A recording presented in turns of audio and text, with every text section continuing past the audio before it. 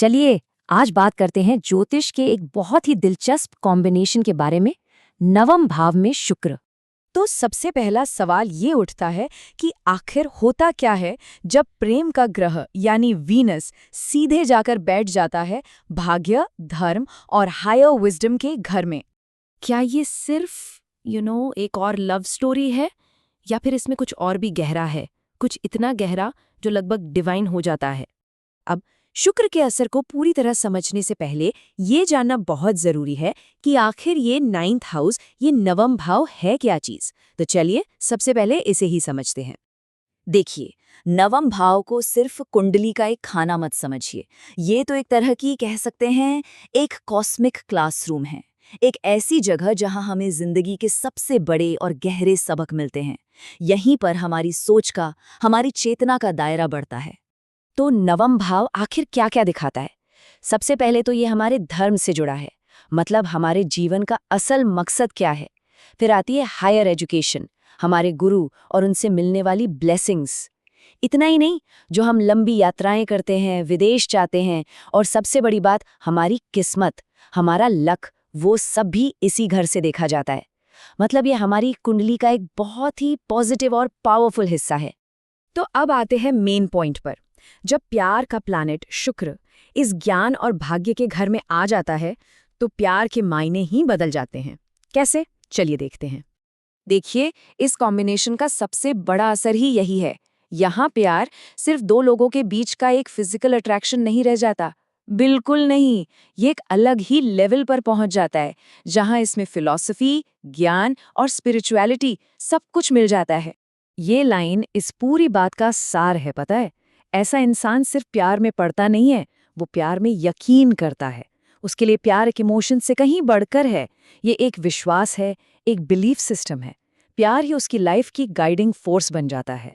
तो होता क्या है कि प्यार सबसे पहले तो एक फिलॉसफी बन जाता है, फिर धीरे धीरे ये उनकी बिलीफ सिस्टम का हिस्सा बन जाता है, और आखिर में यही प्यार उनकी जिंदगी के हर फैसले में उन्हें रास्ता दिखाता है ना ये कमाल का ट्रांसफॉर्मेशन।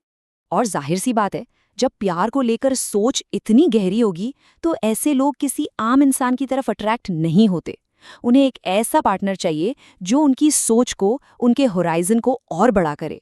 कोई ऐसा जो उन्हें एक नए कल्चर से मिलवाए या उनकी स्पिरिचुअल जर्नी में उनका साथी बने। तो चलिए अब जरा प्रैक्टिकल बात करते हैं। देखते हैं कि ये खूबसूरत कॉम्बिनेशन असल जिंदगी में, मतलब रिश्तों में, करियर में और किस्मत पर क्या असर डालता है। अगर हम लव और रिलेशनशिप्स की बात करें तो अक्सर देखा गया है कि ऐसे लोगों को किसी दूसरे कल्चर या किसी विदेशी से प्यार हो जाता है। बहुत बार तो इनकी लव स्टोरी किसी ट्रैवल के दौरान या फिर कॉलेज यूनिवर्सिटी में ही शुरू होती है। और सबसे मजेदार बात पता है क्या है? इनका पार्टनर सिर्फ एक लवर नहीं होता, वो एक गाइड, एक मेंटर, यहाँ तक कि एक गुरु की भूमिका भी निभाता है। और सच कहूँ तो यही इस प्लेसमेंट की सबसे गहरी बात है। ये लोग सिर्फ एक पार्टनर नहीं ढूंढ रहे होते, नहीं, ये असल में एक सोल जर्नी कंपेनियन खोज रहे होते हैं। एक ऐसा हमसफर जो उनकी रूह की यात्रा में उनके साथ चल सके। अब बात करते हैं एजुकेशन और करियर की। शुक्र की ये पोजीशन इसे भी बहुत खूबसूरत बना देती है। ऐसे लोगों का इंटरेस्ट आर्ट्स, लिटरेचर, फिलॉसफी, इन सब चीज़ों में बहुत गहरा होता है। ये लोग टीचिंग, काउंसलिंग या किसी भी क्रिएटिव फील्ड में कमाल कर सकते हैं।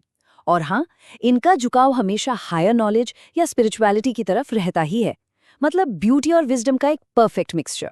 जैसा कि हमने बात की, 9th हाउस लक का भी घर है, और शुक्र यहाँ आकर उस लक को और चमका देता है। अक्सर इन लोगों की किस्मत इनके रिश्तों की वजह से खुलती है, खासकर शादी के बाद। इन्हें अपने गुरुओं से और अपने लाइफ पार्टनर से जबरदस्त सपोर्ट मिलता है, और कई बार विदेश की धरती पे इन्हें खास कामयाबी और शोहरत मिलती है। अच्छा, हर अच्छी चीज की तरह इस कॉम्बिनेशन के भी कुछ चैलेंजेस हैं, तो ये बहुत जरूरी है कि हम सिक्के का दूसरा पहलू भी देखें। तो सबसे बड़ा चैलेंज आता है आइडियलिज्म और रियलिटी के बीच बैलेंस बनाने में। देखिए, एक तरफ इनका सपना होता है जहां प्यार को इतना आइडियलाइज कर लिया जाता है, मतलब पार्टनर पर या अपने विश्वास पर आंख बंद करके भरोसा। लेकिन दूसरी तरफ है हकीकत, और जब असलियत उन ऊंचे ऊंचे सपनों से मैच नहीं करती तो बहुत गहरी निराशा हाथ लगती है, और ऐसे में सच्चाई से भागकर अपनी ही फैंटेसी की दुनिया में खो जाने का खतरा बना रहता है। लेकिन इन चैलेंजेस के बावजूद इस योग का जो असली मकसद है, जो हायर पर्पस है, वो है इंसान को प्यार के रास्ते दिव्यता तक पहुंचाना। तो चलिए अब इसके स्पिरिचुअल डायमेंशन को समझते हैं। यहाँ शुक्र अपने पीक पर होता है।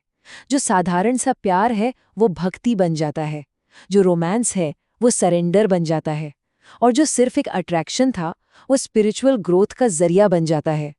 ये प्यार का सबसे प्योर, सबसे एलिवेटेड फॉर्म है। और इसी स्पिरिचुअल जर्नी की वजह से इन लोगों को अक्सर महसूस होता है कि उनका जो प्यार है वो कोई आम कनेक्शन नहीं है। उन्हें लगता है कि ये रिश्ता कार्मिक है, डेस्टाइन्ड है, मतलब किस्मत में लिखा था और इसे तो होना ही था। और आखिर में नवम भाव में बैठा शुक्र हमें यही सबसे पावरफुल सबक सिखाता है कि प्यार सिर्फ एक इमोशन नहीं है, बल्कि ये एक रास्ता है, एक साधना है जो हमारी चेतना को, हमारी रूह को एक हायर लेवल पर ले जाती है। और मेरे ख्याल से यही इस कॉम्बिनेशन का सबसे खूबसूरत मैसेज है।